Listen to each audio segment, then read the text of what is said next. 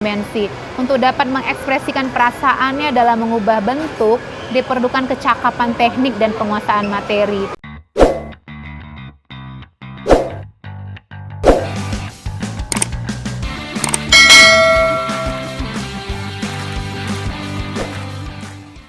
Assalamualaikum warahmatullahi wabarakatuh. Selamat sore sahabat sejati.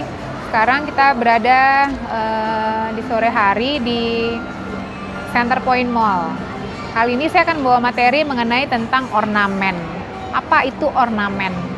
Ornamen berasal dari bahasa Yunani, yaitu katanya ornare, artinya hiasan atau perhiasan. Ragam hias atau ornamen itu sendiri terdiri dari berbagai jenis motif yang digunakan sebagai penghiasan, baik itu motif manusia, binatang, tumbuh-tumbuhan, batu, dan tanah. Itu menurut Supratno tahun 2007 pada halaman 1. David Susanto dalam bukunya Pengetahuan Ornamen tahun 1984 mengatakan bahwa pembelajaran ornamen dapat dilakukan dengan melalui pendidikan formal maupun sistem pecantrikan. Untuk mendapatkan pengetahuan yang sistematis, diperlukan dasar urutan belajar yang runut.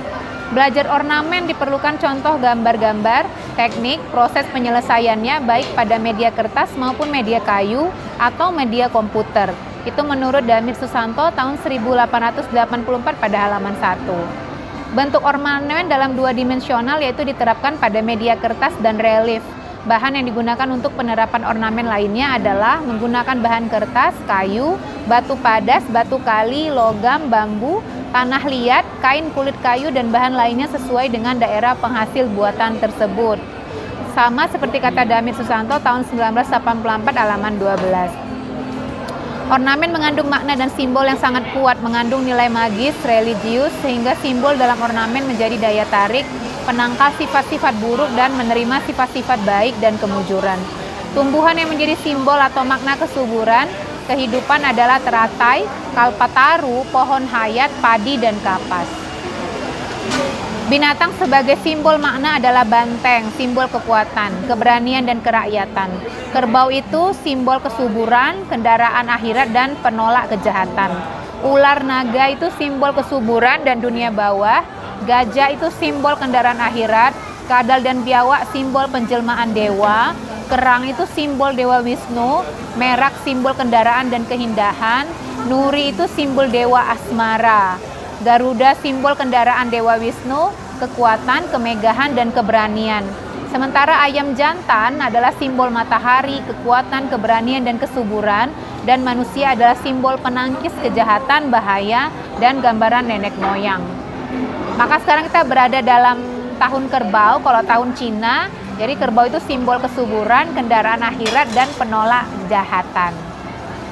Ornamen disimbolkan sebagai candra sangkala, simbol perhitungan tahun menurut tarik jalan bulan, yaitu sebagai pengingat pembuatan ornamen itu sesuai keadaan pada saat itu. Contohnya dibuat tanggal 16 bulan 5 tahun 1868. Itu menurut David Susanto tahun 1884 halaman 14. Ornamen berperan penting dalam kehidupan sosial masyarakat. Seperti ornamen dapat mengungkapkan cara-cara hidup di masa lampau, baik yang sederhana maupun modern. Ornamen dari segi fungsional adalah segala sesuatu berhubungan dengan keagamaan, kekuatan gaib, tolak bala, kekuatan sakti, dan sebagai ilmu pengetahuan. Fungsional konstruktif adalah ornamen sebagai ragam hias pada bangunan, barang kerajinan, dari berbagai bahan yang digunakan seperti pada kertas, kayu, batu padas, batu kali, logam, bambu, tanah liat, kain kulit kayu, dan bahan lainnya.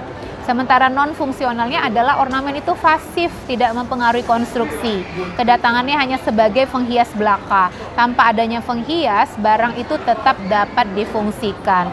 Masih menurut David Susanto tahun 84 halaman 18. Kita masuk ke materi unsur-unsur seni rupa pada ornamen. Unsur-unsur seni rupa itu meliputi bentuk, proporsi, komposisi, perspektif, warna, tekstur, keseimbangan, ruang, titik fokus, dan keharmonisan. Kita akan bahas satu-satu. Yang pertama adalah bentuk. Bentuk adalah semua unsur rupa tersusun dalam bentuk dengan permukaan raut yang memiliki ukuran, warna, dan tekstur barik. Permukaan polos, berkurai, licin, kasar, kasap, halus, dan dapat memukau indera raba dan mata. Itu menurut Ajat Sakri tahun 1986 pada halaman 5. Ciri-ciri bentuk itu meliputi: 1.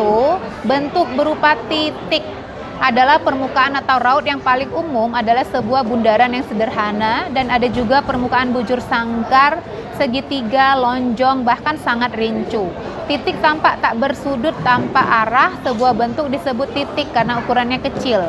Bentuk akan nampak besar jika terletak dalam bingkai acuan yang kecil, dan akan nampak kecil jika ditempatkan dalam bingkai acuan yang besar. Masih menurut Ajat Sakri tahun 86 pada halaman 7. Bentuk yang kedua adalah bentuk berupa garis. Nanti Anda bisa lihat gambarnya ya. Adalah bentuk disebut garis karena dua hal: lebarnya sempit sekali dan panjangnya sangat menonjol. Pada umumnya, garis menimbulkan kesan tipis dan kesan besar yang mempunyai ketebalan, panjang, dan lebar.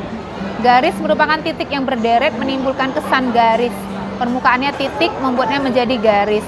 Permukaan garis pada umumnya mempunyai lurus, lengkung, bertekuk, zigzag, dan lain-lain sesuai dengan tarikan tangan bebas. Masih menurut Ajat Sakri tahun 86 halaman 7. Anda bisa lihat gambarnya ya. Kemudian yang ketiga adalah bentuk berupa bidang, adalah permukaan dwimatra yang mana segala bentuk pipih yang bukan titik atau garis digolongkan ke dalam bidang. Bidang dikelilingi oleh garis yang menjadi sisi bentuk tersebut. Sifat dan pertalian di antara garis itu menentukan permukaan bidang. Bidang beraneka ragam dan dapat dikelompokkan sebagai berikut. Yang pertama, bidang yang berupa geometris adalah bentuk yang dibuat dengan cara matematika, segi 4, lingkaran, segi 3, segi 4 panjang, dan lain sebagainya. Itu menurut Ajat Sakri tahun 86 halaman 7. Anda boleh lihat ini gambarnya. Kemudian yang kedua adalah organik, adalah dibatasi oleh lengkung bebas yang mengesankan kejelasan dan pertumbuhan. Menurut Ajat Sakri tahun 86 halaman 7. Silakan dilihat gambarnya. Kemudian yang ketiga, bersudut, adalah dibatasi oleh beberapa garis lurus yang secara matematika tidak bertalian. Menurut Ajat Sakri tahun 86 halaman 7. Silakan ini dilihat gambarnya. Kemudian yang keempat, tak beraturan, adalah dibatasi oleh garis lurus dan lengkung yang secara matematikanya juga tidak bertalian.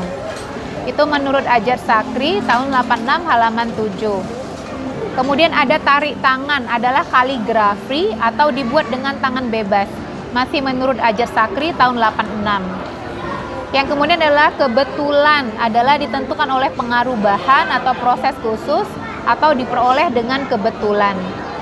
Menurut Ajat Sakri tahun 86 halaman 7, silakan dilihat gambarnya.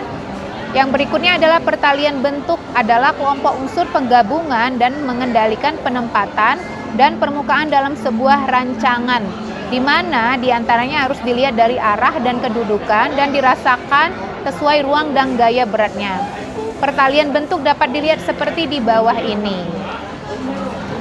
Yang pertama adalah perpisahan, adalah kedua bentuk tetap terpisah satu sama lain sekalipun dapat berdekatan.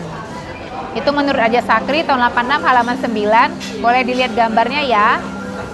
Yang kedua, persentuhan, adalah jika kedua bentuk digerakkan dekat mendekat, mulailah keduanya bersentuhan. Ruang garis yang memisahkan kedua bentuk sekarang terputus.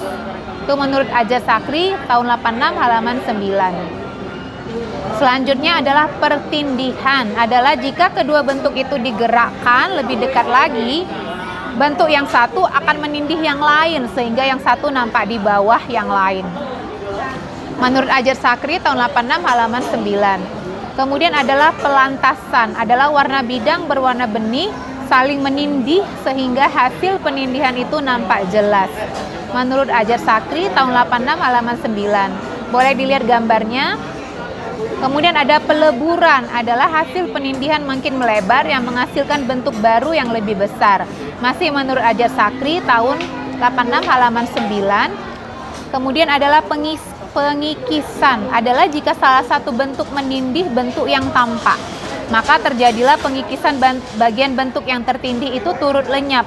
Pengikisan dapat dipandang sebagai penindihan bentuk positif oleh bentuk negatif. Begitu pula sebaliknya. menurut Ajar Sakri tahun 86 halaman 9. Silakan dilihat gambarnya. Baru yang kemudian adalah pengundungan, adalah penindihan dua bentuk, akan tetapi bagian bentuk yang tertindih saja yang nampak. Terjadilah bentuk baru yang lebih kecil sebagai hasil pengundungan. Bentuk baru ini tidak akan mengingatkan pada bentuk asalnya. Ini menurut Ajar Sakri tahun 86. Yang terakhir adalah perimpitan, adalah jika kedua bentuk itu bergeser lagi, akhirnya yang satu akan menindik seluruh bentuk yang lain. Kedua lingkaran itu lalu berimpitan menjadi satu. Menurut Ajar Sakri tahun 86 halaman 9. Nah, kita sekarang masuk bagian proporsi. Apa itu proporsi? Proporsi adalah ukuran yang ditentukan oleh bentuk maupun wujud, sehingga apa yang ingin dibentuk atau diwujudkan sesuai dengan ukuran yang telah disepakati. Seperti ukuran manusia adalah 1 kepala berbanding 7, yang artinya ukuran kepala sebagai patongan untuk ketinggian manusia yang standar adalah 7,5 kepala. Jika dibagi kepala sama dengan 1 kepala, badan 2 kepala, tangan 2 kepala, telapak tangan 1 kepala, paha itu 2 kepala, betis 2 kepala, dan telapak kaki 1 kepala. Secara keseluruhan menjadi 7,5 dari kepala. Sedangkan ukuran orang berat 8 dari kepala. Nah, Anda lihat gambarnya ya, nanti ada proporsi pemecahannya, bisa lihat dalam gambar. Ini menurut Ajar Sakri tahun 86 halaman 112 dan juga halaman 58. Yang ketiga adalah komposisi, adalah cara membagi bagian-bagian bentuk yang menjadi satu kesatuan yang utuh dalam satu ruangan sebagai tempat untuk berkreativitas. Silakan dilihat gambarnya, komposisi.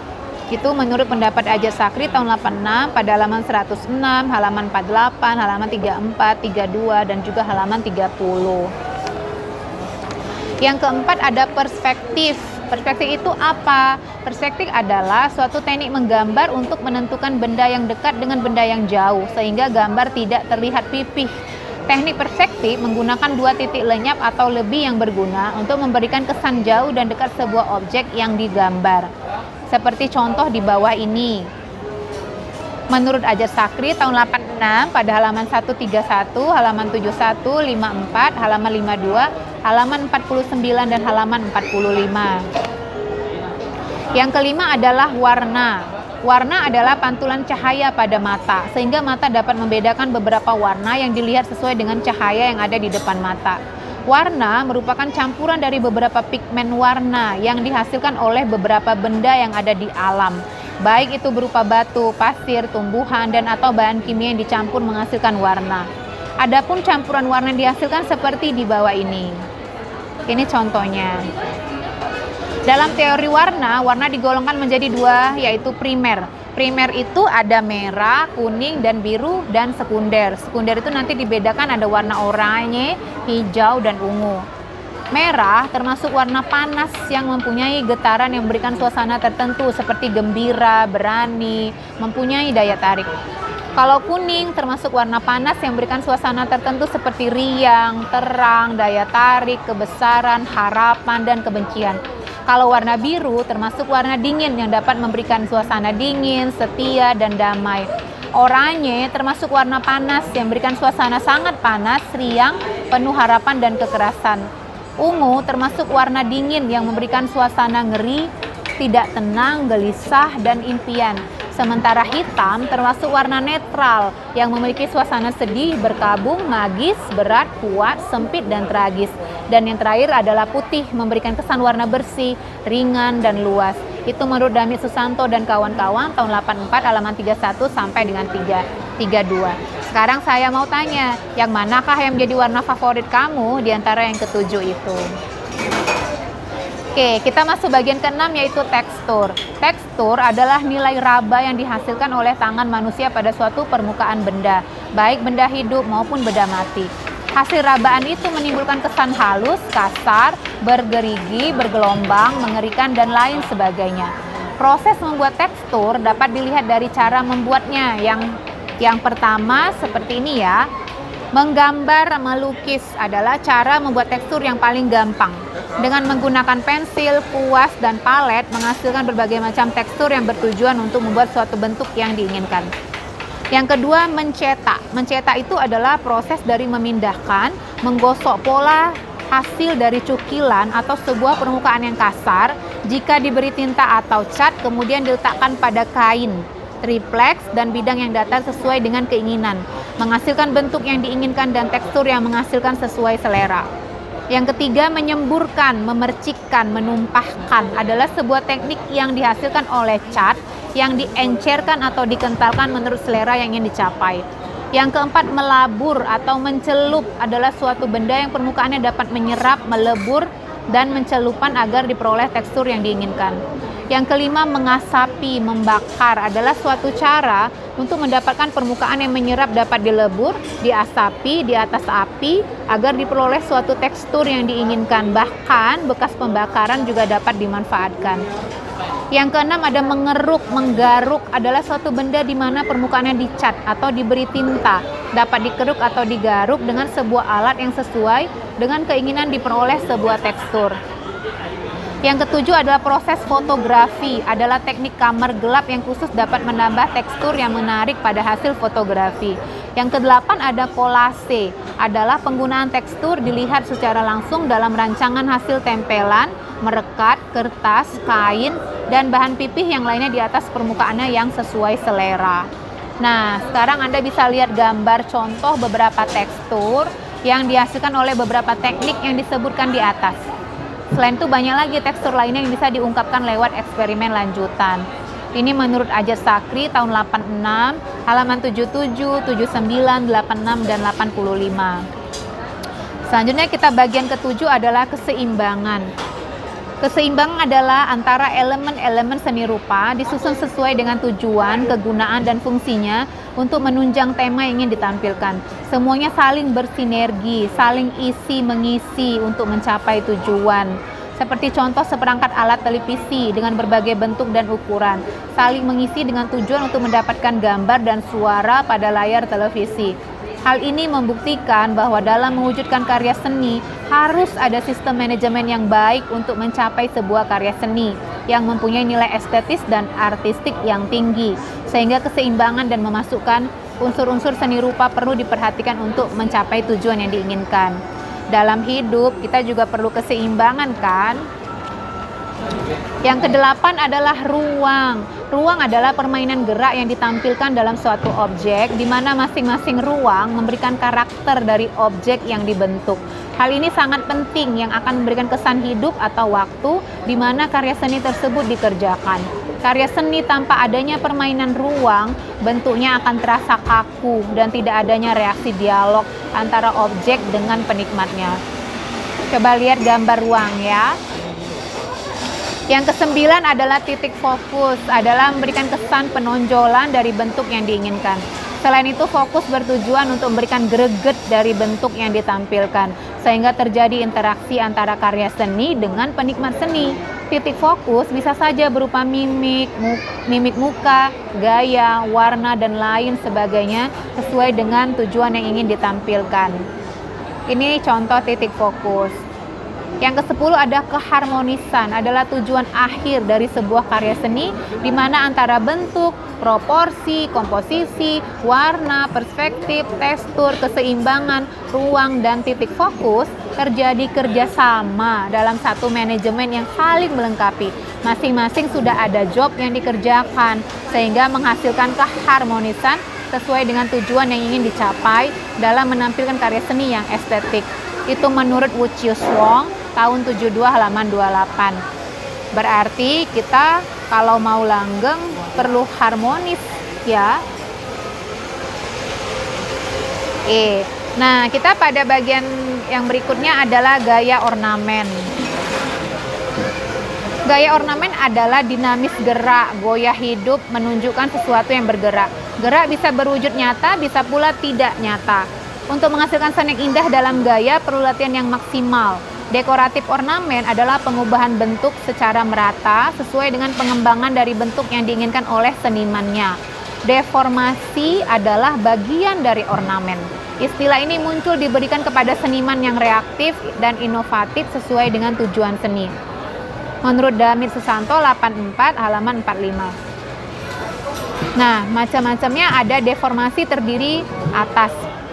Ingatan adalah segala pengamalan yang telah diserap oleh panca indera. Fungsinya adalah mendeformasikan, mengingat kembali pengalaman yang dulu sebagai motivasi pengubahan bentuk dalam penciptaan yang lebih baru. Ada fantasi ataupun hayalan, adalah gambaran dalam angan-angan untuk mendeformasikan bentuk atau benda dalam menuntun cara mengubah bentuk natural menjadi bentuk kreasi. Kemudian ada sensitivitas, adalah kepekaan dalam menerima rangsangan dari luar yang diserap lewat panca indera untuk mencernai keindahan alam yang diterapkan dalam bentuk ornamen. Kalau filosofinya dalam kehidupan, kita perlu merasakan sensitif ya, untuk merasakan apa yang dirasakan orang lain. Ada juga kreativitas, adalah daya cipta yang memiliki makna yang luas dan lebih mendalam. Kemampuan menghubungkan masalah yang satu dengan yang lainnya untuk menghasilkan karya yang baru. Kemudian ada ekspresi, dalam ornamen adalah ungkapan jiwa yang ditransfer ke dalam bidang dan dimensi. Untuk dapat mengekspresikan perasaannya dalam mengubah bentuk, diperlukan kecakapan teknik dan penguasaan materi. Jadi Anda harus punya ekspresi dalam hidup. Kalau senang, tunjukkan senang, marah, emosi, tunjukkan, sedih, tunjukkan, gembira juga. Ada kemudian estetik ataupun keindahan. Estetik adalah perasaan yang halus dari rasa indah. Daya yang dimiliki harus dimanfaatkan sebagai media penciptaan. Estetik tergambar dalam seniman, dalam bentuk karya seni, yaitu kesabaran, ketelitian, kekuatan, kecermatan, eksperimen, disiplin, dan karakter garis yang tegas dan sungguh-sungguh dalam rancangan desain ornamen. Sebagai seorang seniman, tentulah Anda pasti seorang yang sangat indah, sangat memiliki estetik. Demikianlah bahasan kita. Selamat Anda telah berada masuk di Prodi Seni Rupa. Pasti orang-orangnya sangat indah, bisa memaknai semua falsafah dari pelajaran ornamen hari ini. Sekian, nanti kita lanjut ke bagian berikutnya. Terima kasih. Assalamualaikum warahmatullahi wabarakatuh. Selamat sore dan salam sejahtera bagi kita semua.